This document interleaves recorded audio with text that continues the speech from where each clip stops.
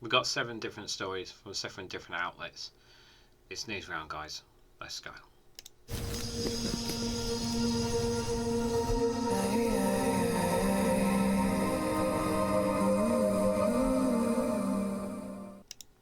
Good morning, good afternoon, good evening, wherever you are in the world. This is Regan here with another episode of Newsround. And the first news we start off comes from The Guardian with the headline that juniors and senior doctors in England are to strike together for the first time in NHS history. Action will reduce health services by 2 Christmas Day levels of care for 4 days in September and October. It's a desperate attempt for the government to stop and listen and try to work and to give them a fair wage. Is what this seems to be.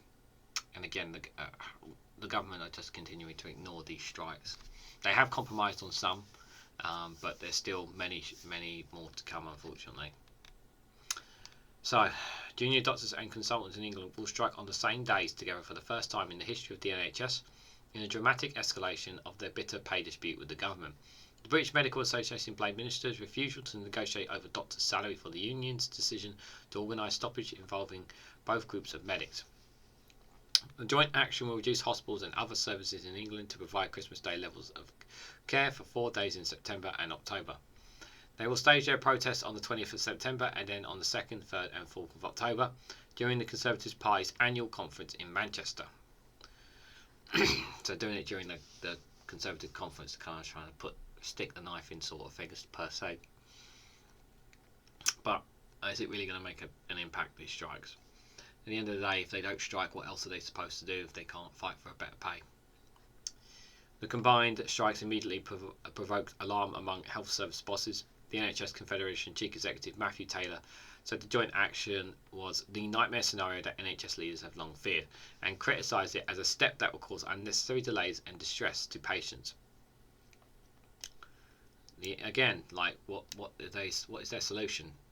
You know, what is the solution if they can't strike? He added, it is inevitable that patient safety is at risk.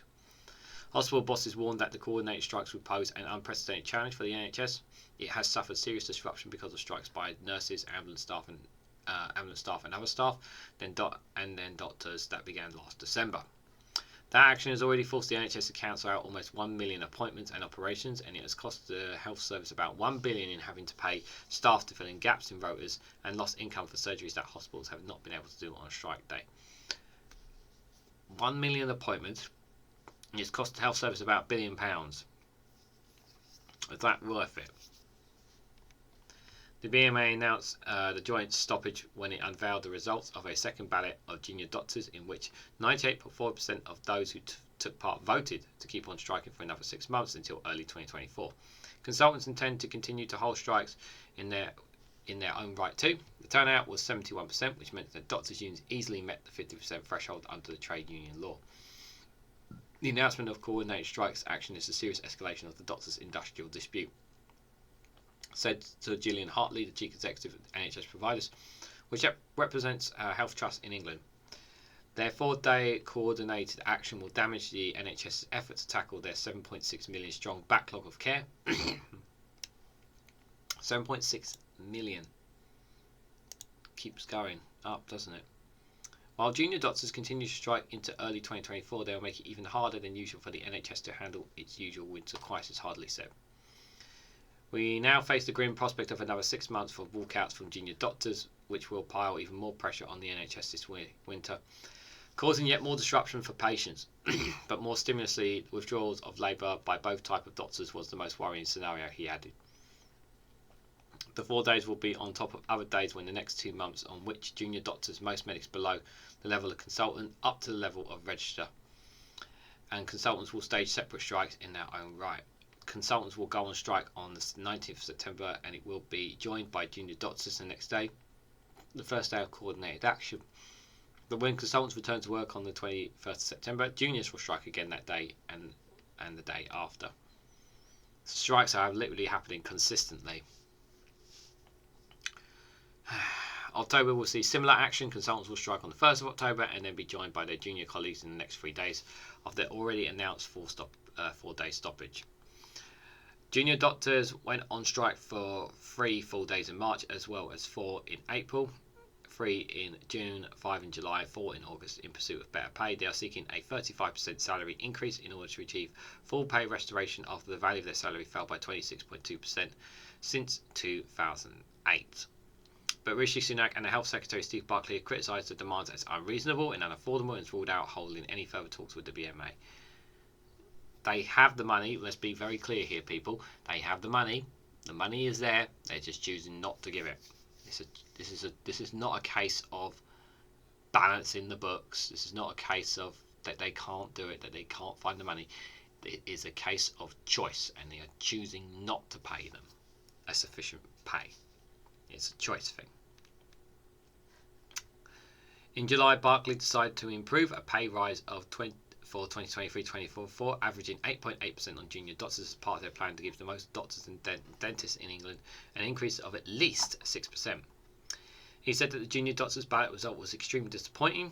It would affect NHS staff and patients, both of whom are shouldering the brunt of the NBA's relentless and now coordinated strike action. The BMA on Thursday called on Sunak to step in and ensure that Barclay made junior doctors a credible offer that would allow talks to begin to reach a settlement. Dr. Rob Lawson and Dr. Vivek Travki, the joint chairs of its Junior Doctors Committee, warned Sunak and Barclay that their members would keep on striking until spring 2025 if need be. Rishi Sunak has now nowhere to hide.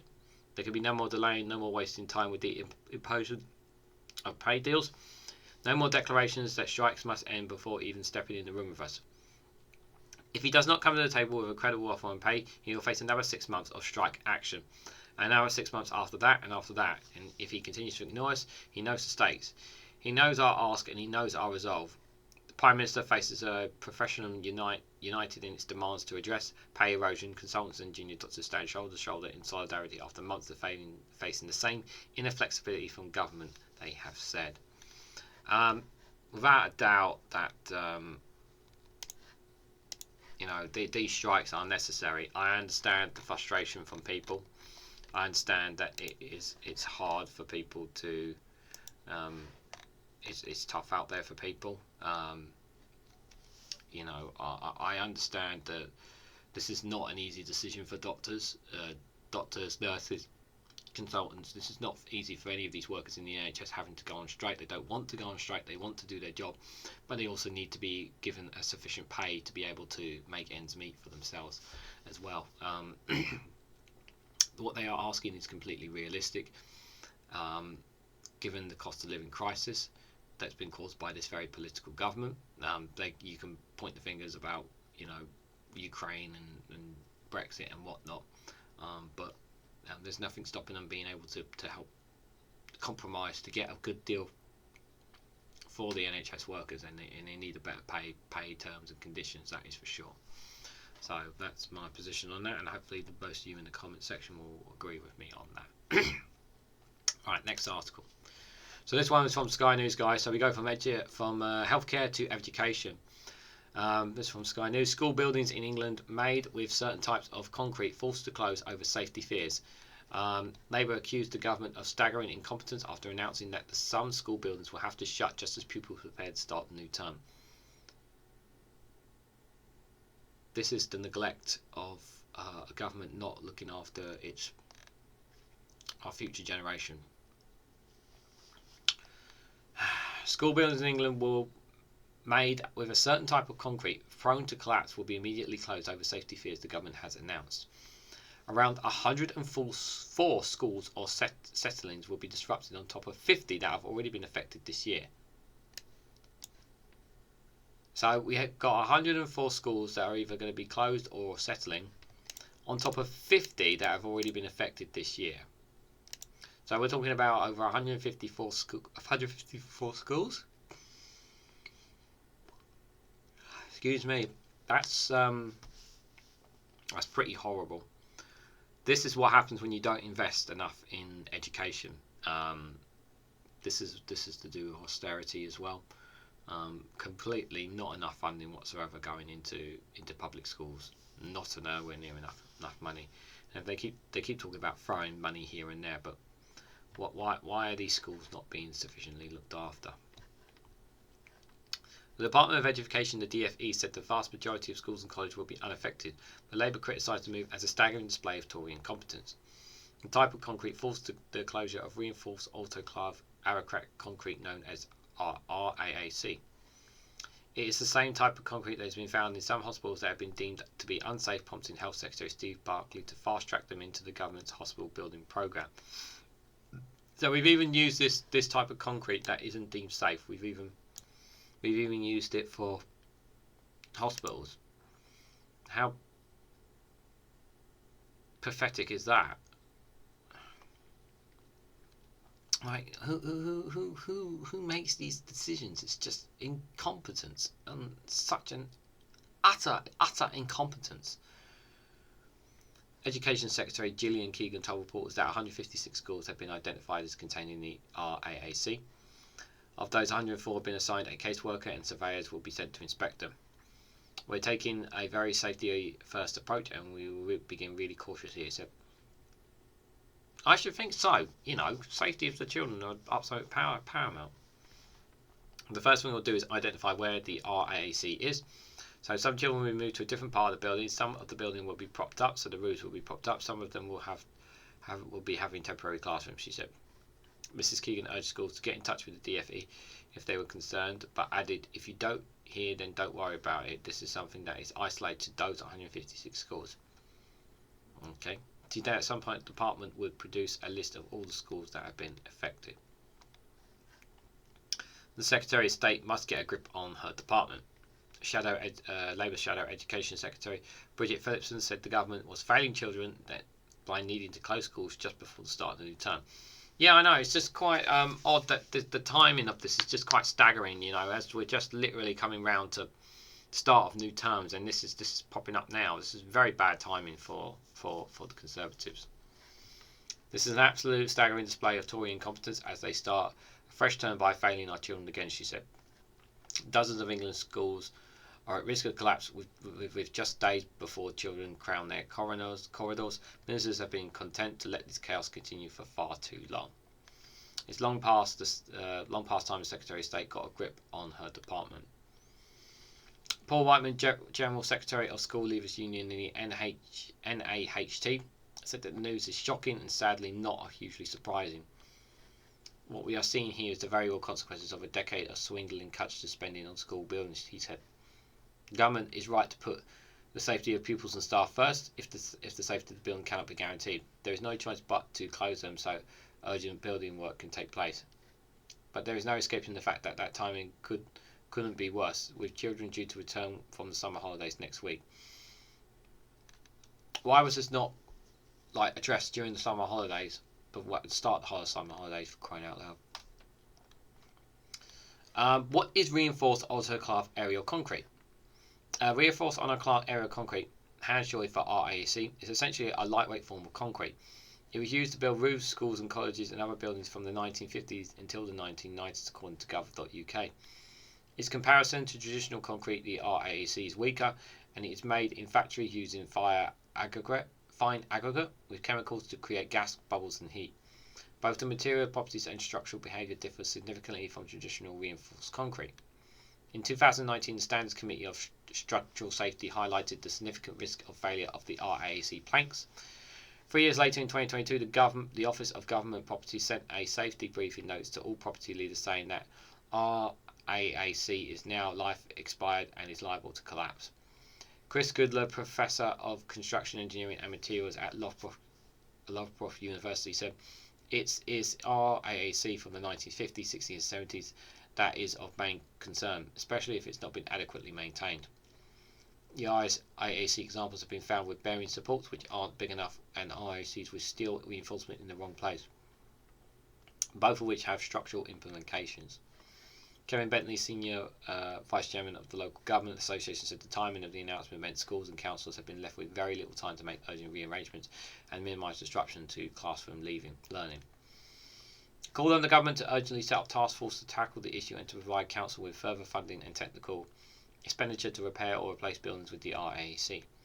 The DfE said the majority of the school sites will remain open for face-to-face learning and only specific parts of the building closed when the RAC is used. It said that a minority will need to either fully or partially relocate to alternate accommodations while mitigations are put in place.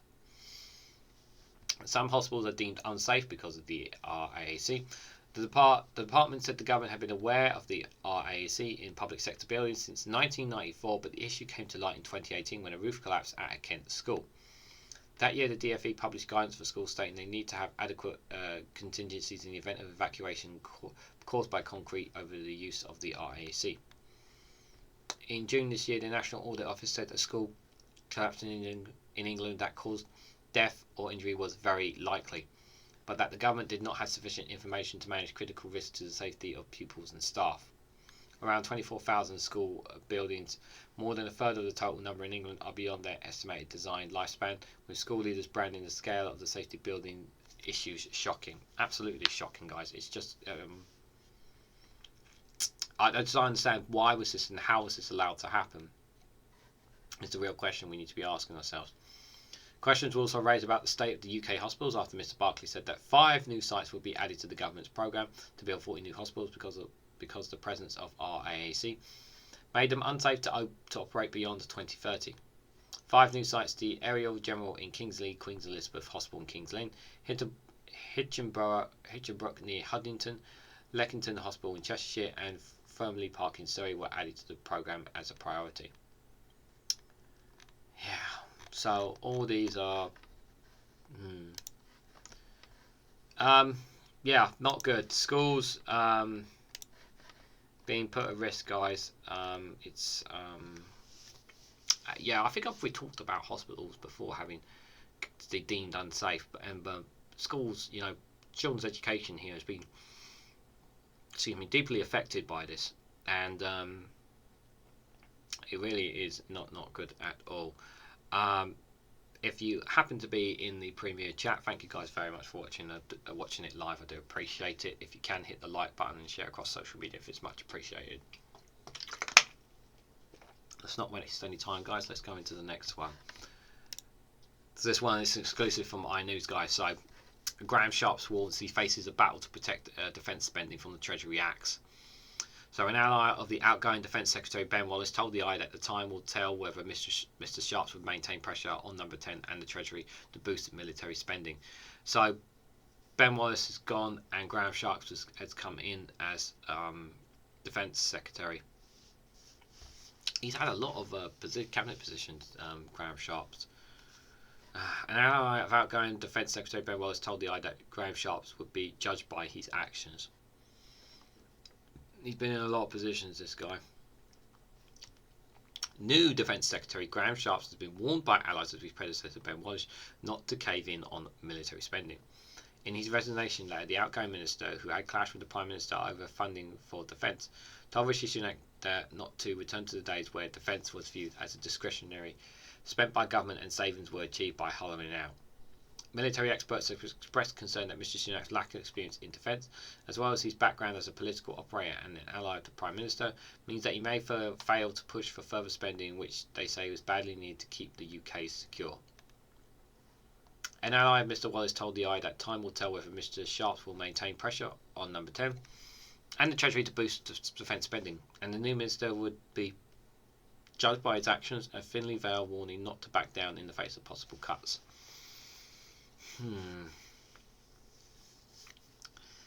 Yeah, I've got a feeling that Shapps may bend. I mean, he's been around for quite a while now, to be fair, this guy. Yeah, I wouldn't hold much hope. But to be fair, like, defence is not really a priority for people, if I'm honest. Yes, it matters, but it's not really something that the public and myself are kind of like, we need to spend more on defence, you know. I wouldn't say that. The ally added, I wouldn't underestimate Grant. With defence, it isn't just the funding that matters, it is the type, in reference to the difference between capital spending on things like defence infrastructure and equipment versus funding for day-to-day overheads such as armed forces personnel. During his 4-year tenure at the Ministry of Defence, Mr Wallace battled with Number 10 and the Treasury for more money. Mrs Sunak turned down a request for an extra 10 billion and reduced a target to increase UK's defence spending to 3% by GDP by the end of the decade to 2.5%, which is still above the NATO target of 2%, but below what the defence chiefs were pushing for.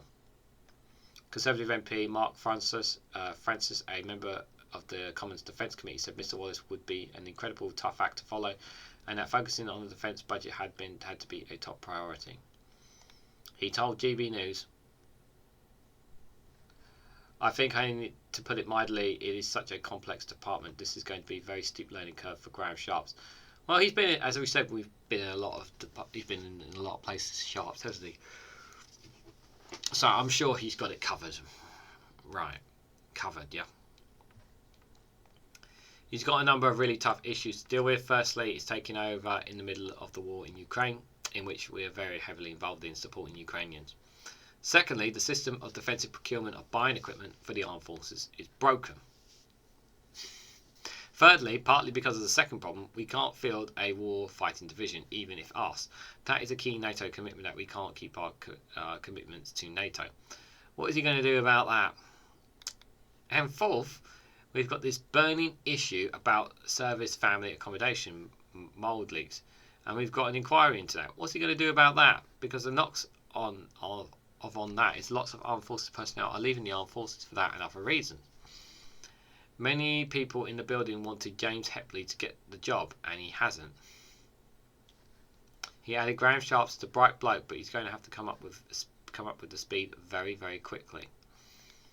And Mr Shapps may have to delete his favourite TikTok account from his phone and his new job, a senior Tory MP has suggested. I think that's the least of his problems right now. The minister refused to quit the app on his personal phone earlier this year, despite the Cabinet Office announcing a ban on government devices.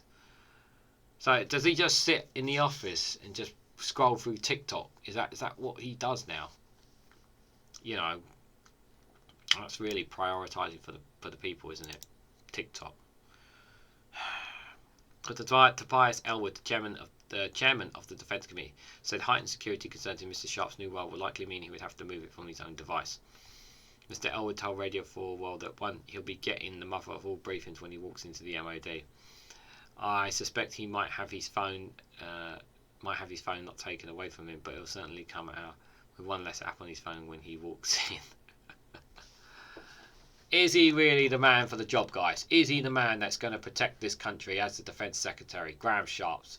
Is he sharp enough to keep Britain safe, guys? Let me know down in the comment section down below.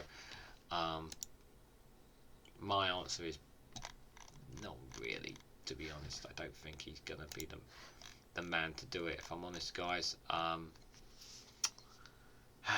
I'd like to think that Britain will be safe. But as I said in there, you know, the defence is not as big as a priority as other things when it comes to what the public want. They do care about defence. The British public do care about defence. But that is not the priority. Priority is the cost of living crisis. The priority is the national healthcare service. The priority is our education, policing, basic standard needs, basic living wage. Those are the priorities for the British public. That is for sure. So we go from the iNews to the BBC, guys. This is an interesting one I saw. So the headline is Labour suspends an entire Leicester East constituency branch. What's all this about? And this is not the only one regarding Labour either today, guys, on Newsround. So the Labour Party has suspended its entire Leicester East branch. The National Executive, the NEC, is investigating the troubled constituency Labour Party (CLP) over concerns around its operation, according to local Democracy Reporting Survey, the LDRS. Branch and constituency meetings will be stopped until further notice, and all officers have been relieved of their positions and duty, according to an email seen by the LDRS. The CLP has been contracted for comment. It has not been confirmed specifically what prompted the suspension. A Labour source said in reaction, the NEC has a duty to safeguard the integrity of the CLPs, to ensure they are properly run in line with the party's rules and procedures that can fully and inclusively and democratically. It comes after what has already been a turbulent year in Labour in Leicester following mass deselections ahead of the 2023 local elections in May. The National Committee purged 19 of its councillors ahead of the elections, a decision slammed as undemocratic at the time. Why did it purge 19 councillors? Would it have anything to do that they were Corbynites, maybe? Or maybe they were too left? Why? That's quite a lot of people to purge, shall we say. A majority of those deselected belonged to ethnic minorities, which also led to criticism. Why would you... Ooh. Labour sources stressed that the newly selected candidates were representative of all communities. Right, guys. All communities were well looked after here, guys. Because, you know, Labour are squeaky bum clean now under Keir Starmer, aren't they? But the party has lost a significant number of seats in Leicester East wards following the shake-up, managing only 31 seats in the 2023 local elections compared to 53 in 2019. Rishi, Belgrave, North Everton and Everton, who were previously Labour strongholds within the constituency. The area had all Labour councillors after the 2019 election, but lost all seats to Conservative candidates this year. At parliamentary level, current Leicester East MP Claudia Webb was elected under Labour but was expelled from the party in 2021 for her conviction in harassing Michael Merrick, a friend of her boyfriend Lester Thomas, for more than 18 months. Previous Labour MP from the constituency, Kath Vest, who served as an MP for 30 years, retired from Parliament after being caught with a male prostitute and offered to get drugs for them. So let's read this analysis, maybe it gives us a better understanding. So this is by Tony Rosa, BBC East Midlands political editor. So it could all to be to do with succession. Long-standing MP Keith Vast steps aside after a long ban from Parliament when his very personal troubles were exposed, but he still played a prominent role in the community and is respected by many. There was unhappiness when the Islington councillor and Corbyn ally Claudia Webb was chosen to succeed him. Vast's former election agent quit in protest and said he was going to vote Conservative. Well, why would you vote Conservative? Labour's majority plummeted before Webb herself was expelled from the party after being convicted of harassment. She now sits as an independent. The well-documented internal troubles continue in the last city council elections, with more quitting after Labour HQ intervened over the selection of candidates. Now, no doubt, eyes have been on the succession for the parliamentary seat. The suspension of the whole constituency party will give Labour a short window to try and make choosing the candidates is done fairly and meets approval at the top. It'll mean once again, though, a candidate could be selected who doesn't meet the approval of the same members locally. This week, a new political party, One Leicester, was founded by former Labour councillor Rita Patel. On Thursday, another Labour councillor in Leicester East quit the party after the CLP was suspended. Diane Clark, who represented the Tron ward since 2015, criticised the party's regional offices for trampling on the rights of its members and called on its regional director Richard Oliver to resign. Labour declined to comment on her resignation from the party. The city mayor, Labour Sir Peter Stormby, told the LDSR the suspension of the CLP had been a long time coming. He said it has been very evident that in this constituency party where there is a number of concerns about the way it was operating, and these were of course exacerbated during the run-up to last city's council elections.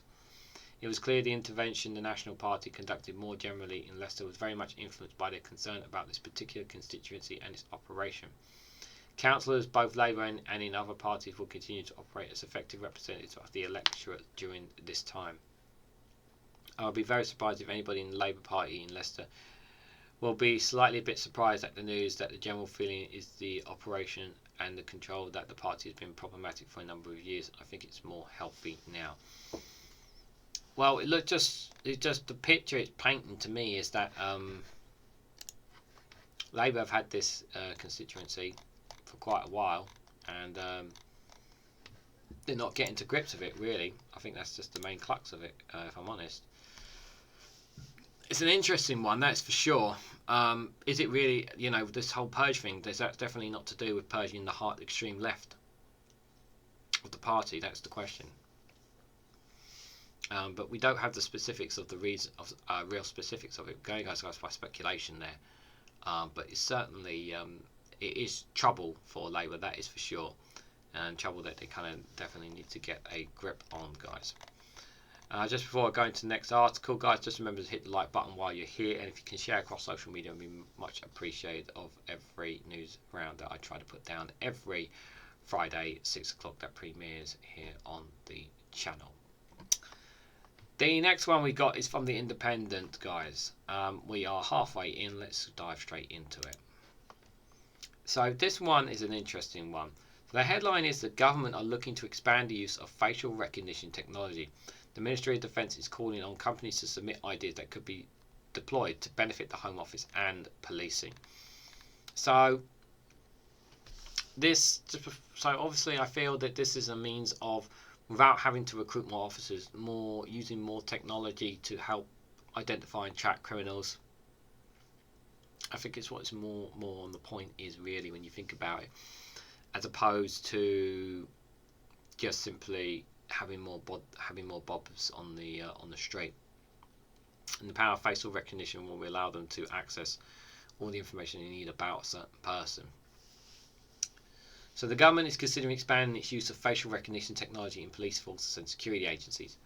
The Defence and Security Accelerator, the DASA, the part of the Ministry of Defence, the MOD, tasked with finding and funding technology for the armed forces, police and security services, has called on companies to help find solutions that can help increase the use and effectiveness of facial recognition technology within UK policing and security. The market exploration will run until October the 12th. Is looking for ideas that could be deployed to benefit the Home Office and policing within the next 18 months. It's disturbing and deeply undemocratic that the government is planning to expand facial recognition surveillance in the UK. It's a balance between policing and right to privacy, sort of feel, isn't it? But I'm kind of actually sitting on the fence on this one, because a part of me feels like, well, they need to identify somebody that could potentially be a threat, a terrorist or whatever, something like that. Or it could be the case of, are you getting too much information on people? But maybe I'm a bit too. Maybe I'm not thinking of this right. I'm not sure. Let me know what you guys think about facial recognition. Do you think it should be allowed? Like, does it make you feel more safe if you're walking on the street at night? Not really. If there was a police officer on the street, you feel safer, but this doesn't really, will it reduce work? Will it make work easier for the police? I think it will do that. But at the same time, where is the line of you're pushing too much into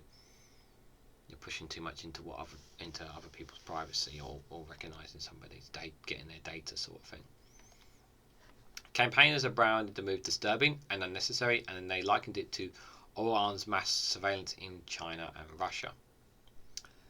But Police Minister Chris Phillips and Professor Paul Taylor, the police chief scientific advisor, said they strongly support the potential expansion and the use of technology. All 43 police forces of England and Wales are an exceptional example of potential customers for such technology, alongside other security agencies. The bid published itself on behalf of the Home Office said. The government is also looking to better use of its retrospective facial recognition, which allows authorities to use the technology after an event to help establish a person is or whether their image matches against other media held on image databases. So this is a tweet from Big Brother Broch and Siki Carlo. If you don't want to wake up to a biometric surveillance state, it is now important time to get on board.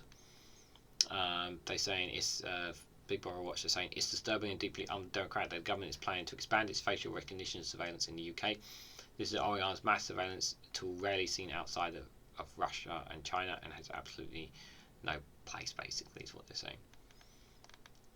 The use of live facial recognition by police forces in public areas where cameras scan an area and analyse every person that passes through has raised concerns about privacy. There are also questions about how data is stored and the companies who supply the technology. Sergio Carlo, director of privacy campaign group Big Brother Watch, said it's disturbing. Yeah, we've read that bit. The government has no mandate at all to do this, and the fact that the rest of the democratic world is legalising the ban to live facial recognition surveillance shows just how backwards the Home Office approaches to this.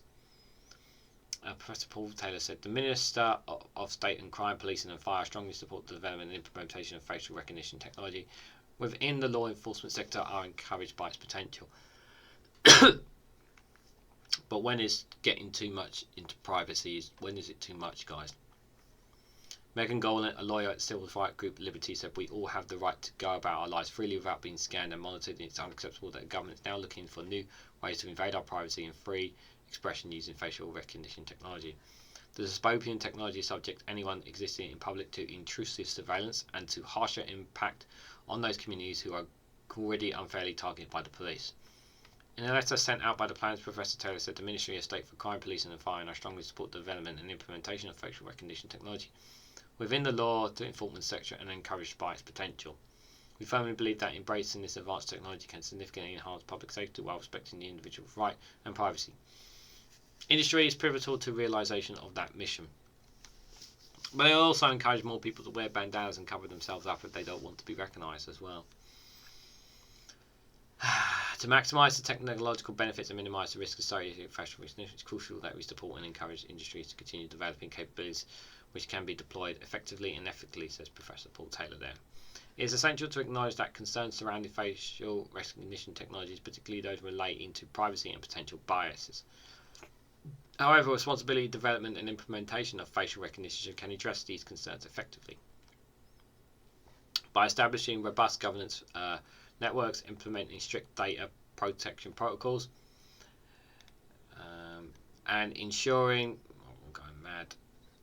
transparency and accountability, we can strike the right balance between public safety and individual private rights. To maximise the technological benefits and minimise the risks associated with facial recognition, it is crucial that we support and encourage industry to continue to develop capabilities that can be deployed effectively and ethically. Yeah, is this too much, guys? That's the question, really. We should be asking ourselves. Is this too much? I think is the question we need to be asking ourselves, you know, when it comes to facial recognition. Is it too much surveillance on the British public? Because that's the thing, you know. We want criminals to be caught, but at the same time, we don't want our privacy to be. We don't want giving too much of our privacy away as well. So, I'm kind of, you know, part of me is like, is it really that bad? And the other part of me is like, I don't want the police having too much data on me. But at the same time, it's like, yeah, but the police can get data on you if they really wanted to, you know, sort of thing. So, it's a catch-22 one, really, isn't it? When you think about it, that is for sure, guys.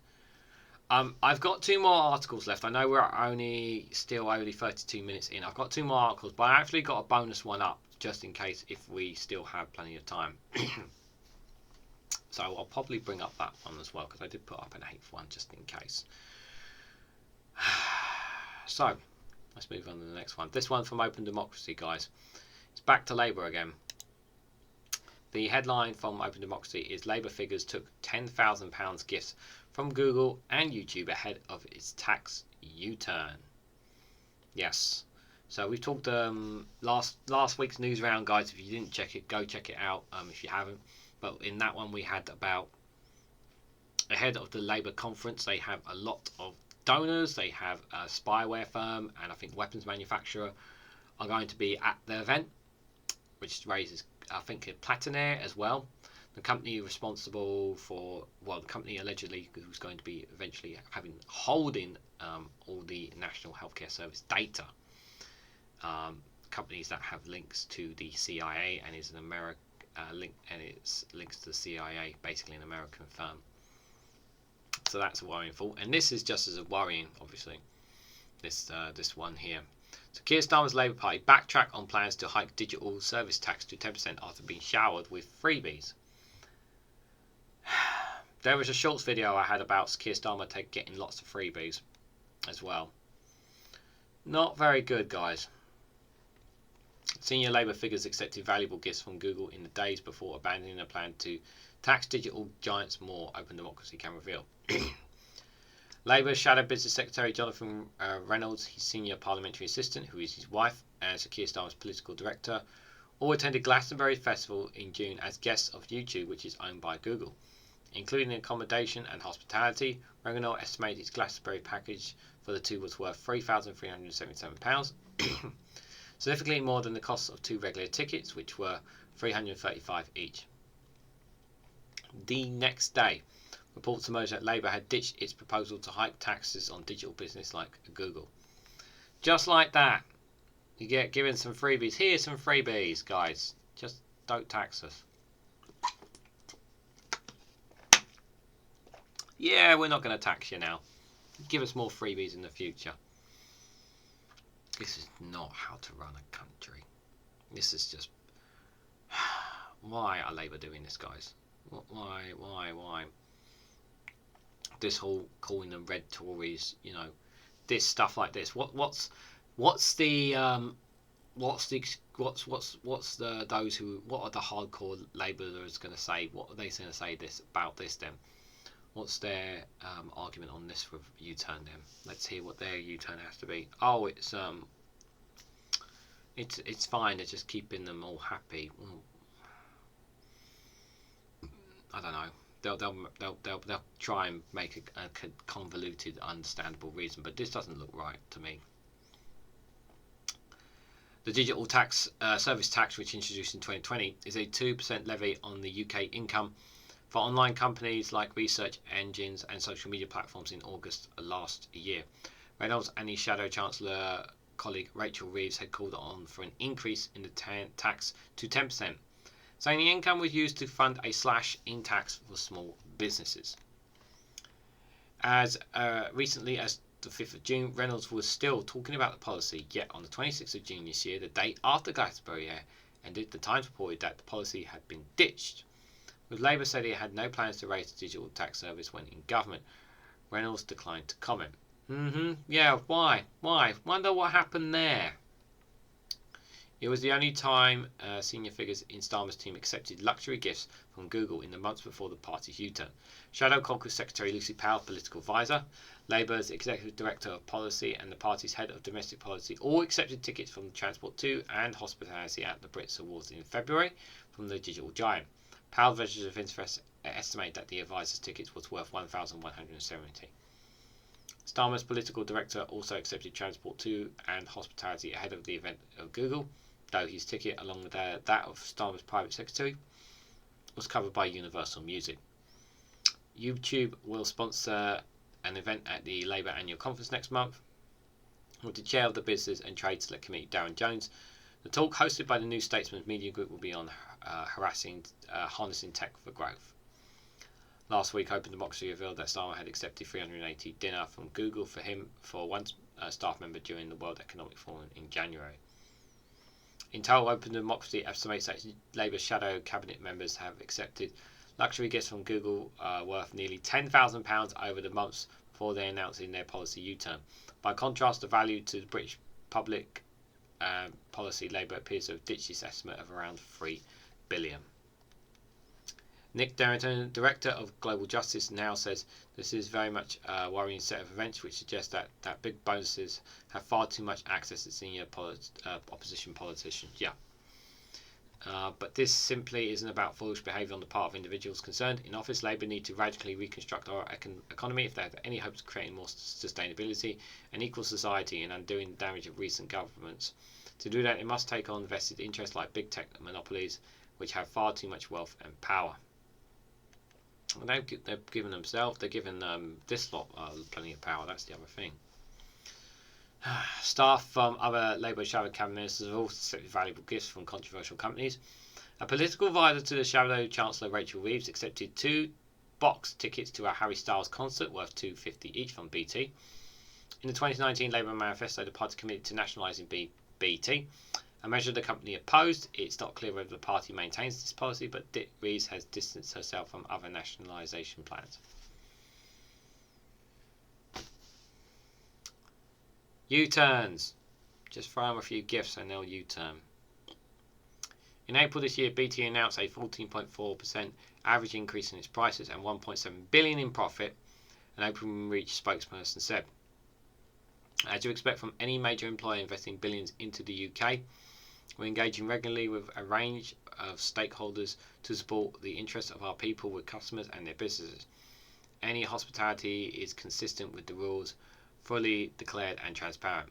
Labour did not respond to requests for comment.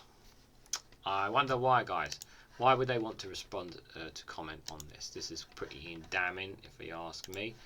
Yeah,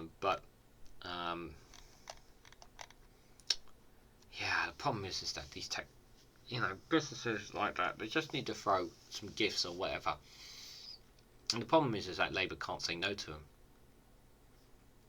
And it's pretty shameful, really. It really is shameful that they're doing that.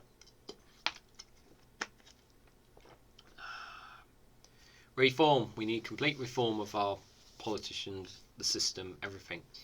So that there needs to be some kind of law or something in place that they can't accept these kind of donations. There needs to be something in place to protect them, protect us, guys.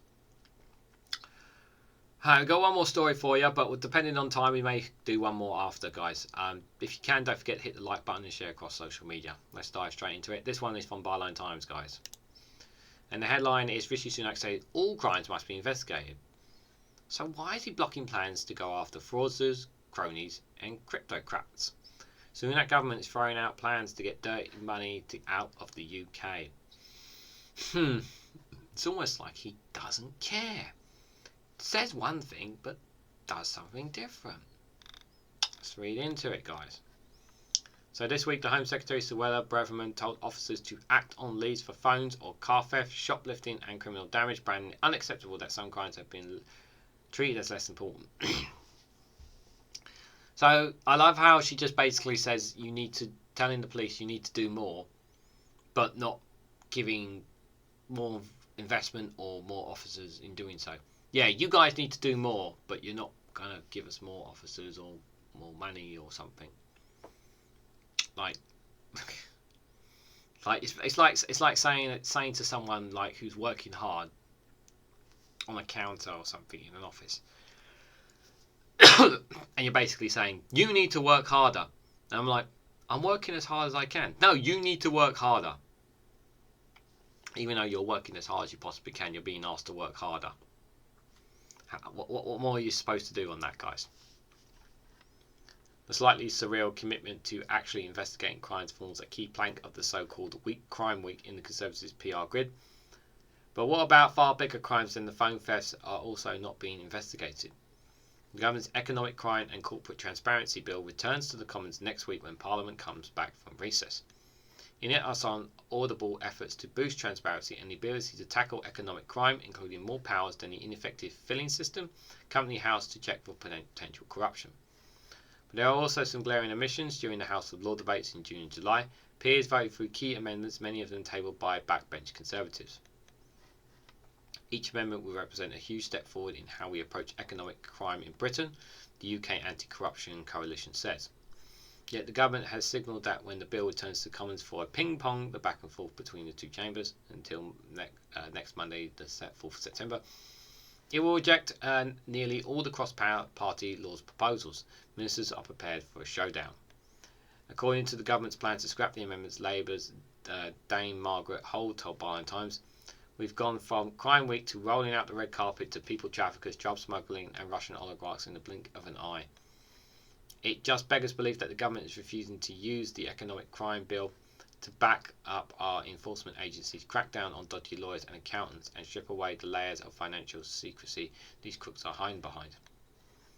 Ministers still have an opportunity to support cross-party practical amendments which would stem the flow of dirty money into Britain. I hope they seize on it with both hands. Here are the key amendments being opposed by the government, which they mean in practice, with thanks to analysis by the UK Anti-Corruption Coalition. So this is one of the amendments, Kleptocrats hiding company ownership, tabled by crossbencher Lord Fox. Amendment 23. The amendment would make it easier for enforcement agencies to identify the real owners of companies who are currently hiding behind placeholders, nominees appointed by the wealthy.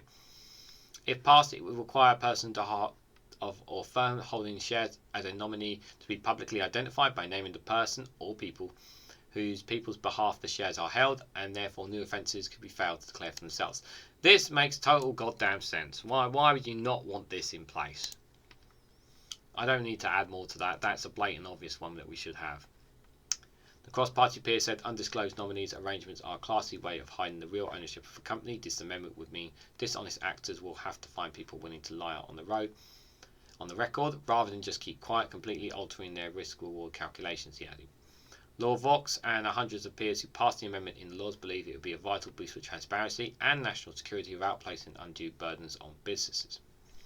In fact, without this amendment passing, a new loophole will be created, he argues, making it easier for wrongdoers to hide their ownership of UK property by using a UK company instead of an overseas entry, which are highly transparency requirements.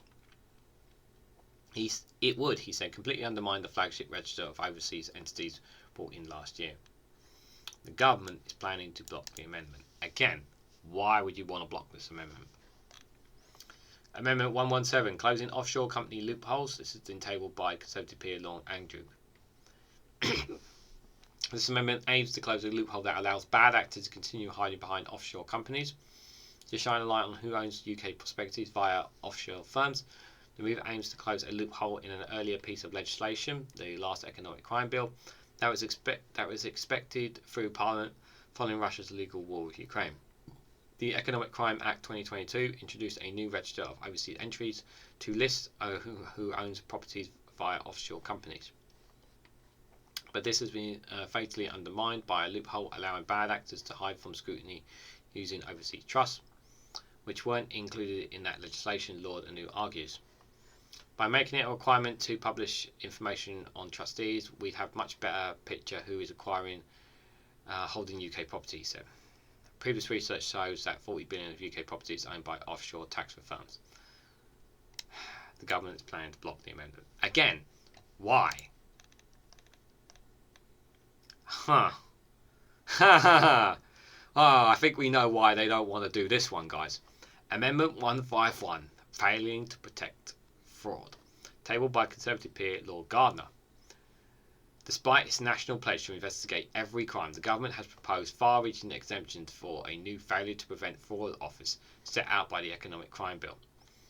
The new offensive would in theory make it harder for professionals like bankers and accountants to turn a blind eye to clients' wrongdoing in the face of new legal responsibility to carry out proper checks.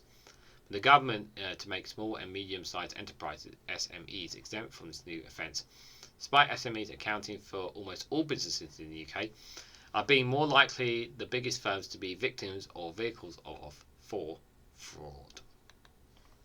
Lord Gardner's amendment sends out a principle that prosecutions for economic crimes should be based on evidence of wrongdoing and on the public interest in the prosecution, not on the size or the suspect or company accused of wrongdoing. Backers argue. The UK Anti-Corruption Coalition said the rules should be the same for all firms, big or small. Lord Gardner said the government's medium-sized businesses exemption is not as bad. It's not just bad law; it's ridiculous. We don't prosecute only burglars who are over 6.6 inch and let off the 99.9% of burglars because they are shorter than that. The criminal offences of failure to prevent fraud and money launderers should be the same for all companies and of all burglaries of all burglars. After all, small burglaries can cause just as much harm as misery as tall ones. The government will try to block the SME exemptions amendments, arguing that the failure to protect fraud offences should only apply to large organisations. Why? Again, why large organisations? Why only them? Why not small and medium ones? Why are we not cracking down on this? More questions, less answers, guys. Promoting money laundering. Amendment 159, tabled by Conservative peer Lord Gardner. This one aims to extend the new failure to prevent fraud offences to include money laundering, a crime that is estimated to cost the UK around 100 billion annually. Think of what we could do with that 100 billion, guys. Think of that.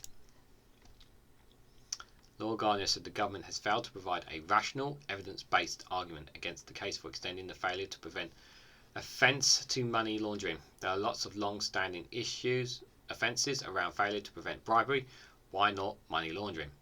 The government seems to think it would be too big of a burden, but Lorna Gardner adds, no property-run company of any size would want to promote or permit corruption or money laundering, but anyone that deals with it, requiring all companies to have adequate procedures and prevent fraud and money laundering is not as important but common sense. The government is planning to block the amendment. Again, why?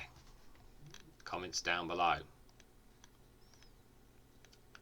Reducing costs for crime fighting. Amendment 161 tabled by Conservative peer Laura Renew.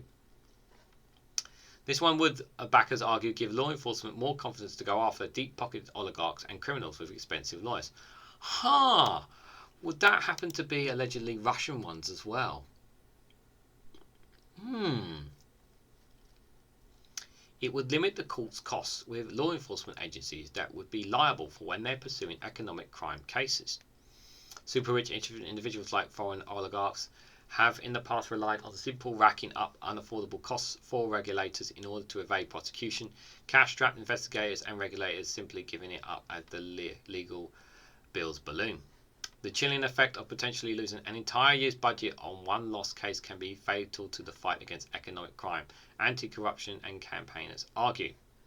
Lord Nuke said, we already have protections from extradition court costs from our enforcement agencies when pursuing unexplained wealth orders. This new amendment will simply extend this principle across different civil recovery cases. He and other peers believe investigation agencies should not have to choose between budgetary oblivion and going after deep-pocket oligarchs and criminals with expensive lawyers. So it says here, the government will move an amendment in lieu of the Lord's 01, instead committing to producing a report within 12 months of the benefit of this type of cost capping.